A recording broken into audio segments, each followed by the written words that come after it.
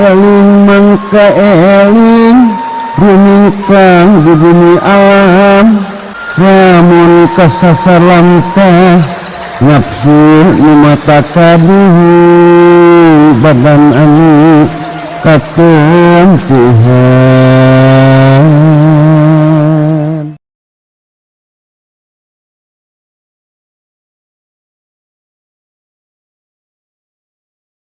Jika sauran Imam Junaid al-Baghdadi radhiyallahu an aqrabu turuqi ilaya indana nafi wujud pangdeket-deketna atawa pangtereh-terehna perjalanan nusul ka Gusti Allah nyaeta ngaleungitkeun wujud.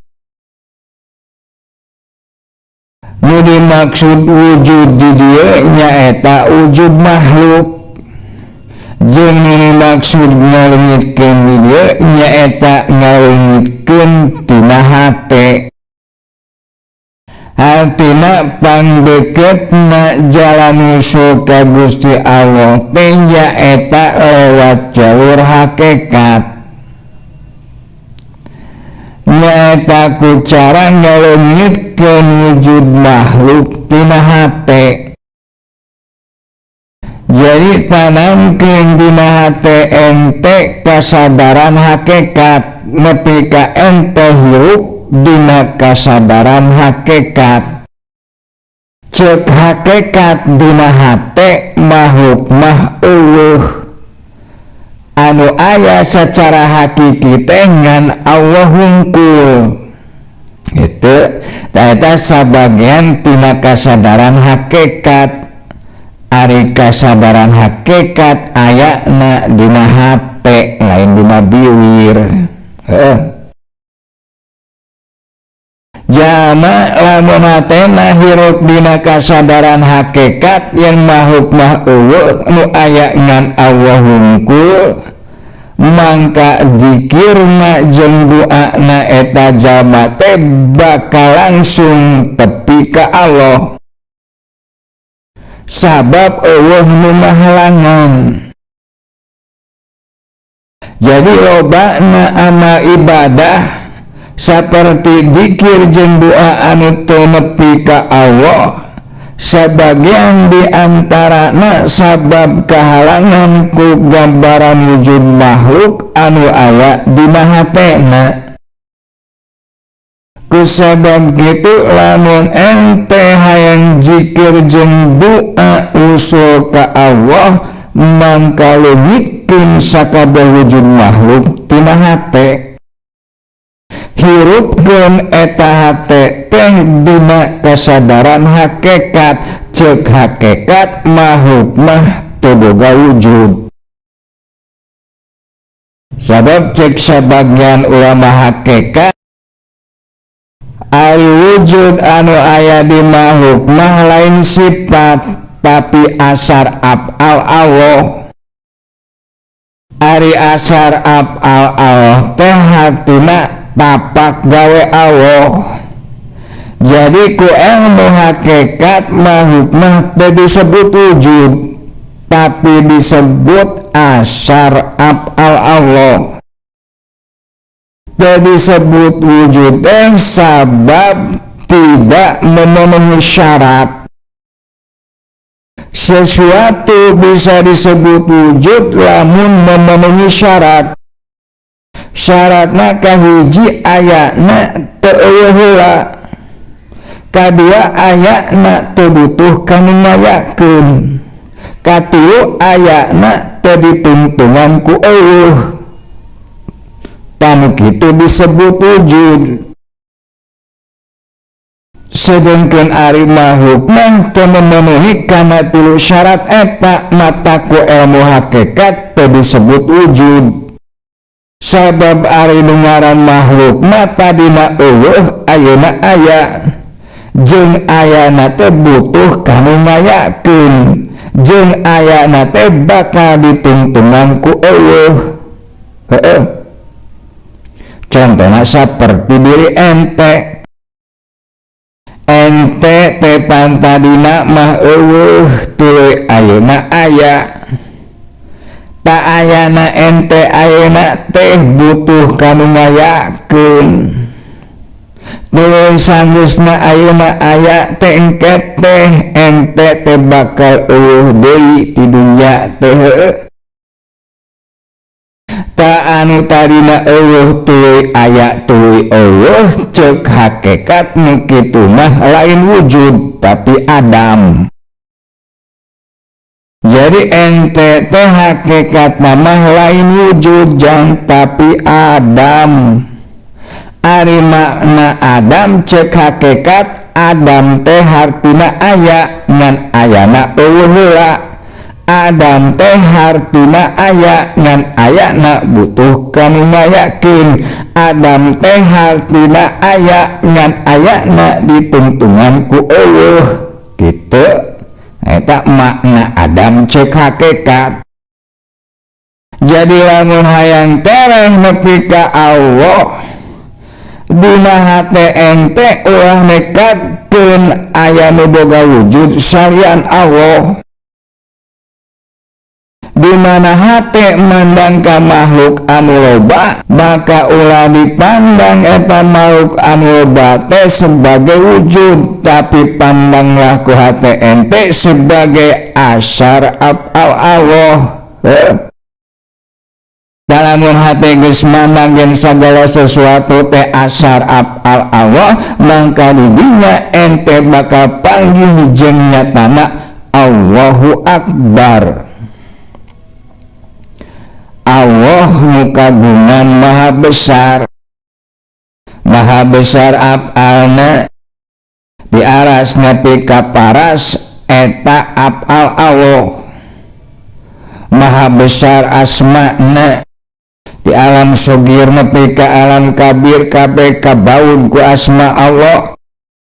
Maha besar sifatna sakabeh sifat nu aya di makhluk timimiti nu pangleutikna nepi ka nu panggedena eta sakabeh sifat teh kagungan Allah. Maha besar datna sakabeh alam jeung eusina jeung pangurusna kabeh gumantung ka zat Allah. Matak lamun ngucapkeun Allahu Akbar leungit sakabeh wujud makhluk tajali akbarna Allah mangka nu kasaksi ku hate lain wujud makhluk tapi akbarna Allah. Akbar af'alna, akbar asma'na, akbar sifatna, akbar zatna gitu. Lamun kerdina kaayaan kitu prak didinya ente ngadua mangka doa ente teh bakal langsung nepi ka Allah jan. Itu carana leungitkeun sakabeh wujud makhluk tajalikeun keakbaran Gusti Allah. Lain kamari ngalamun ente keur ngadua dina hatena loba wujud makhluk. Aya imah, aya sawah, aya kebun, aya balong, aya motor, aya mobil, aya HP, aya duit, aya awewe, aya dagangan jeung sajabana warujit ku wujud makhluk eta teh ta eta anu ngahalanganana. Matak sing inget kalbu mukmin teh Baitullah. Ari sabagian tina makna Baitullah teh tempatna kasucian. Tahate ente teh sing jadi tempat anu suci anu bersih diantarana ulah dirujitan ku wujud makhluk. Matak gerak bersihan eta hate tina wujud makhluk. Ta eta jalan pangdeuketna usul nepi ka Allah. Cek Imam Junaid al-Baghdadi radhiyallahu an. Jadi beda antara panen jeung hate. Lamun ente ningali si Aden cek panon ente si Aden teh aya ari cek hate kumaha cek hate mah si Aden teh nu aya mah lain si Aden tapi af'alna asmana sifatna kagungan Allah anu keur indiroj di eta makhluk gitu. Tate mah kitu jang ningalina teh jadi panon mah ningali ka si Aden sedengkeun area teh nyaksi kana tajalina af'al asma sifat kagungan Allah anu keur indiroj di eta makhluk. Tak kituna teh lain nalika ningali jelema hungkul lain nalika ningali si Aden hungkul tapi kana sakabeh nu katingali ku panon nu kadenge ku ceuli nu kaangse ku irung nu kaasaan ku letah nu karasa jeung kaalaman ku diri sahingga nyata dina kasadaran ente Allah mundarijun bikulli syai'in sakabeh makhluk kakerem ku indirojna Allah.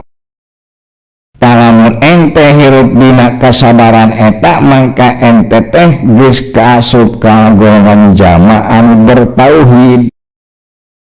Sabab sabagean tina makna tauhid teh nyata nyaksina hate kana nunggalna Allah biru'yati iyan nyata ku paningali anu nyata di antara nyaeta ningali kana nyata na af'al ningali kana nyata na asma ningali kana nyata na sifat gitu. Jadi nalika panon ningali ka makhluk teu ngahalangan hate tina nyaksi kana tajali Allah jeung nalika hate nyaksi kana tajali Allah teu ngahalangan panon tina ningali ka makhluk gitu. Ningali na panon taeta amal syariat jeung nyaksi na hate taeta amal hakikat.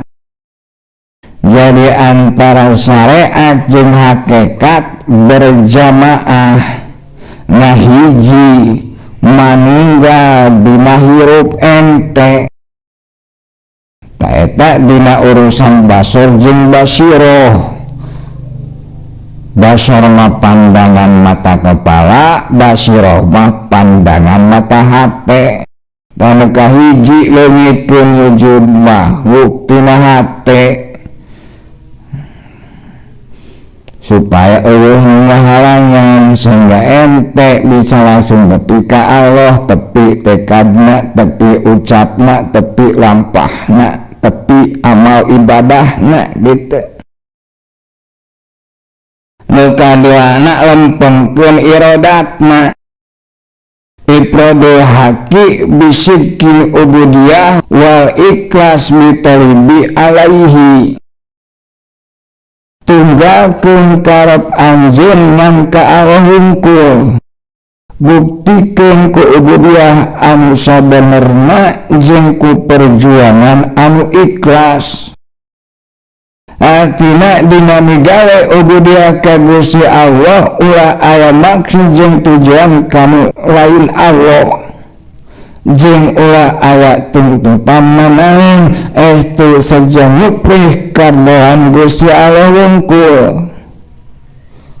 Dibahasakeun mah kuring berang puasa peuting wiri teh lain hayang meunang kauntungan dunia, lain hayang meunang kanikmatan akhirat, tapi hayang usul nepi ka Allah, hayang meunang ridho Allah. Talamun kitu irodat ente eta lempeng ngaranna lempeng ka Allah. Tapi lamun karena hayang kauntungan dunia atau hayang kanikmatan akhirat, eta ngaranna irodat ente teh bengkok. Nyata condong ka dunia jeung condong ka akhirat, lain condong ka Allah. ari anu irodatna lempeng condong teh ka Allah wungkul, teu condong ka dunya, teu condong ka akhirat gitu.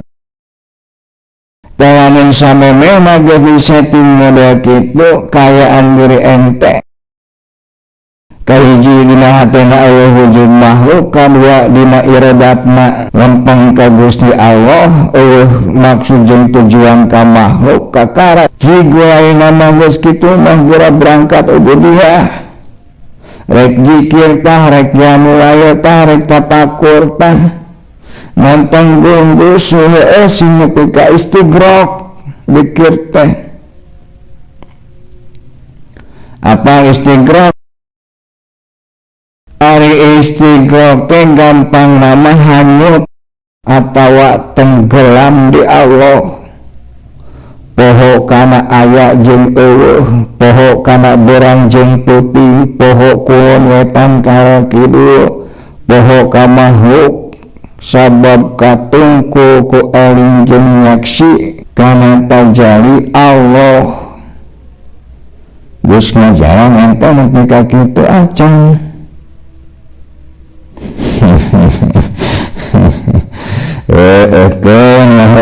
Teu nepi ka kitu oge da lain tujuan eta mah. Nu penting mah ente istiqomah. Mangka hade ngalempengkeun irodatna lain dina urusan zikir wungkul jeung tapi dina sakabeh amal ibadah kaasup dina ngadua jeung dina digawe, dina ngadua jeung dina usaha. Dina ngadua ngamaksudna lain kana barangna, lain kana ijabahna, tapi ka Allahna. Artina ente ngadua teh lain hayang barang, lain hayang ijabah, tapi hayang usul tapi ka Allah tina jalan ngadua.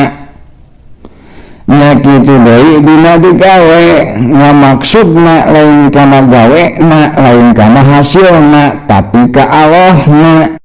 Artina ente digawe teh hayang usul tapi ka Allah tina jalan digawe gitu. Lamun iradat ente ngamaksudna kasarian Allah saperti kana ijabah jeung kana hasil, mangka ente tejang bakal kecewa. Nasib ente teh bakal sarua jeung kalolobaan jalma. Nyata loba jalma anu ngadua tapi maranehna kecewa pupedah ngaduana teu diijabah. Ya kitu daya anu digawe oge loba anu kecewa kupedah hasilna teu sesuai jeung dimaksud ku iradatna. Ngerti? Ngatak pangenah-ngenah mah anu iradatna lempeng anu tegak lurus ka Allah, rek diijabah rek henteu tepi ka Allah, rek hasilna untung rek hasilna rugi tepi ka Allah gitu. Aweus geus tepi ka Allah mah pangenah-ngenahna hirup eta teh ye jalma anu tepi ka Allah tina istiqomah zikir, tina istiqomah ngadua, tina istiqomah digawe, tina istiqomah ubudiyah jeung sajabana ku Gusti Allah teh dinimahkeun. Sabagian tina ngeunahna teh nyaeta ku Gusti Allah teh dirizkian ku rizki anu teu disangka-sangka.